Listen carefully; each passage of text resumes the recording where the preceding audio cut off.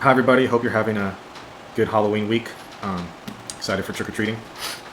Today I want to give you your first music theory lesson. Some of you already know this, a lot of you don't, but I used to play the flute for almost 10 years. And that included hours of private lessons. I played in wind ensembles, I played in solo competitions, duets, pit orchestra, a little bit of marching band. Sadly, I never got into jazz flute. I should have, I really should. But overall, I do have an above average knowledge of music theory. And today, I want to give you a crash course on major and minor chords. I think this is a fun lesson to learn because I think it's going to expand your ability to enjoy music of all genres, actually. Not just classical, not just orchestral, but yes, even like the mainstream Billboard Top 500, Spotify trending. You're gonna you're like the Taylor Swift or Olivia Rodriguez or whoever's popular these days. Just from this lesson, I think you'll be able to get a whole lot more meaning from even those songs. Okay, so that's why I think it's a really fun lesson for everybody to learn. Major and minor chords. And I also want to give one more disclaimer. This lesson is geared to people with either zero music background or like very little music theory knowledge. If you do happen to be someone who's musically literate, I ask you to bear with me because you're probably going to be upset at some of the details that I skip over. And by the way, for those of you who don't know, yes, musicians tend to be very grumpy people who are very, very detail oriented. I know from experience. So, without further ado, your first music theory lesson, major and minor chords.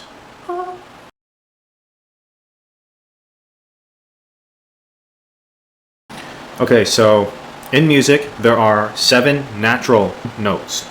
C, D, E, F, G, A, B. And each note has a flat or a sharp. So you get a total of 12 what are called semitones. So for example, you have C and then C sharp. C sharp is the same as D flat. You have F and F sharp. F sharp is the same as G flat. So you have a total of 12 semitones. So when you start from one note and then play all 12, you end up back at that note.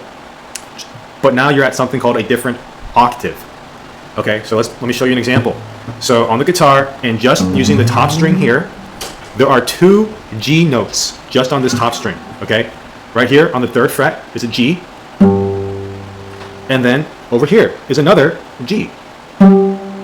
See that? Hear that? It's the same note, just a little like higher pitch, right? And what you're going to notice is that they're separated by 12 notes.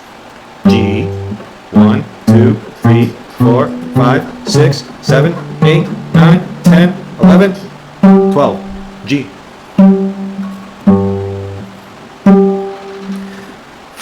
Okay, so now that you kind of understand what notes are, I'm going to introduce to you the concept of a scale.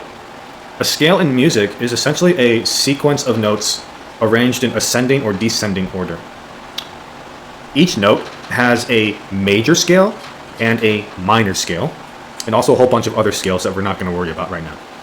So, for example, remember the 7 notes, right? C, D, E, F, G, A, B. They all have their own minor and major scales. C major scale, C minor scale, D major scale, D minor scale, and also, by the way, also the sharps and flats also have their own scales. But so we'll just focus on those on the natural notes right now. Okay, but they all have a major and minor scale. So, for example, the G major scale consists of these notes. Consists of G, A, B, C, D, E, F sharp, D. See how we ended back on G? We started with G and ended with G. That's G major. Okay, scale. Okay, so now you have been introduced to notes and scales, and you have everything you need to start understanding what chords are. Okay, you good?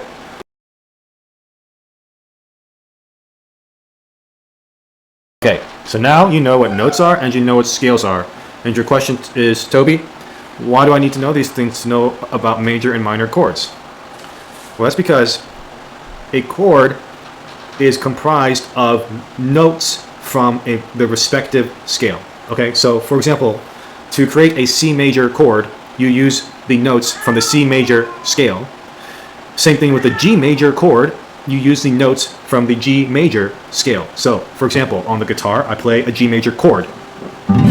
Those are a whole bunch of notes. Those are a whole bunch of notes being played together. That's why it's a chord. But which notes? Which notes do I use so I can make a major chord? Well, I use the notes from the G major scale. So in this case, I have G, B, D, G, B, G. So the only three unique notes are G, B, D. They're just played multiple times, and remember that's possible because of octaves, right? So I have a G, G, B, B, B, right? I have that being played twice, and that makes my G major chord. So the same concept applies for all the other major chords. This is an A major chord, and it's using notes from the A major scale. D major, E major, C major, okay? And one thing you're going to notice about major chords is that they sound nice. They sound complete, they sound happy a little bit, right? Nothing, they're just like a nice harmony. So what's the deal with minor chords? Well, here's the thing. In order to create so you have, remember the scales, C major scale, C minor, A major, A minor. In order to change the A major scale into an A minor scale, the trick is, all you actually do is you just change one note in that scale by just a little bit. That's all you do. So you have the A major scale and then the A minor scale. And the only difference is that one note in that scale got changed just a little bit. And it's the same rule for all of the notes. So like from a G major to a G minor, you just change one note.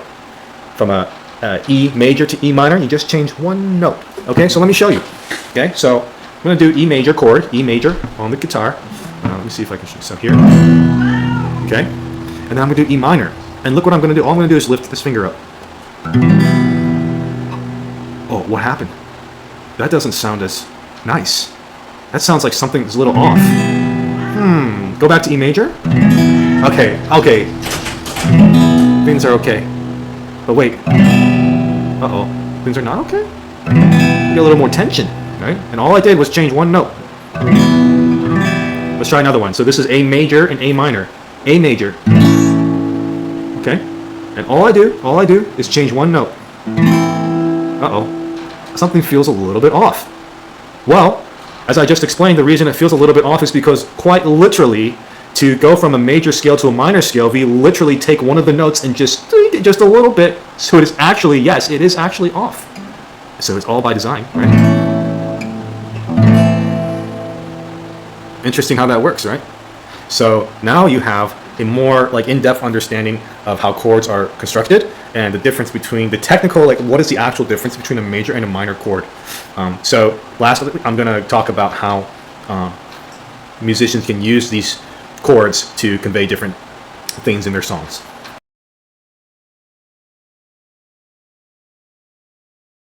Okay, so this last part kind of gets a little bit into maybe composing or songwriting a little bit. But now that you know what the major, the difference between major and minor chords are, how do we actually why I promised you in the video, once you learn this concept, you'll be able to kind of get some more meaning from all kinds of songs.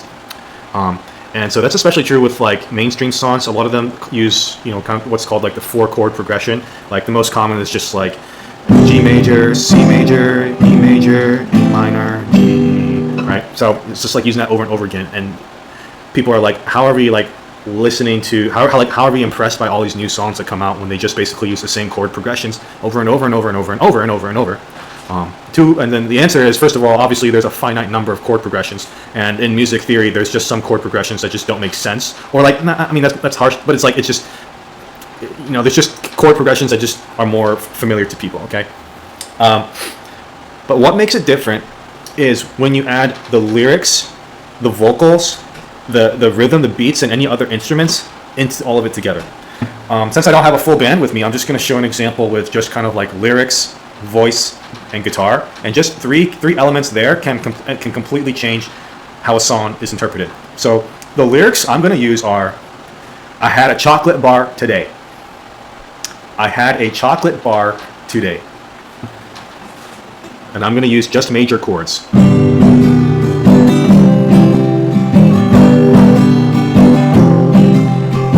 I had a chocolate bar today. I had a chocolate bar today. So, what do you guys think that song means? Sounds like I had a chocolate bar today and it was a pretty good day. Okay? Same exact lyrics, and I'm going to put a minor chord in there, okay? So,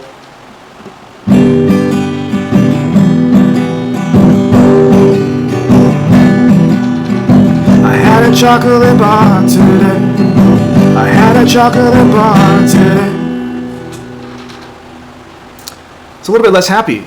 I mean, it's not terrible. It's kind of like, I had a chocolate bar today, but I'm not really like bragging about it necessarily, right? As opposed to the first song was kind of like, I'm in your face. Like, yeah, I had a chocolate bar. How do you feel about it? So let's try 2 minor chords, okay? Let's just...